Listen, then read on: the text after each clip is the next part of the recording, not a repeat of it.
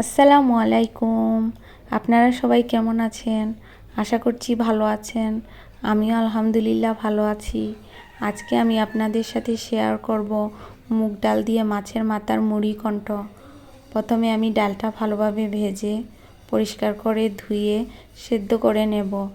এরপর আমি চুলায় একটি কড়াই দিব, তাতে পরিমাণ মতো তেল দিয়ে তেলটা গরম হয়ে আসলে আমি এখানে রসুন বাটা আর পেঁয়াজ বাটা দিয়ে আরও ভালোভাবে নাড়াচাড়া করব।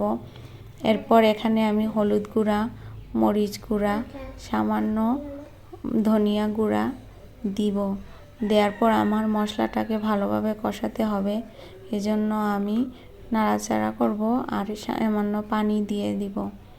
আর মাছের মাথা আমি আগেই কেটে ধুয়ে পরিষ্কার করে রেখেছি।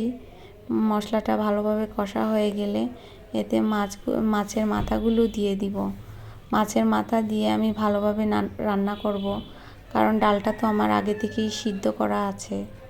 মাছের মাথা রান্না হয়ে আসলে আমি এতে ডাল দিব।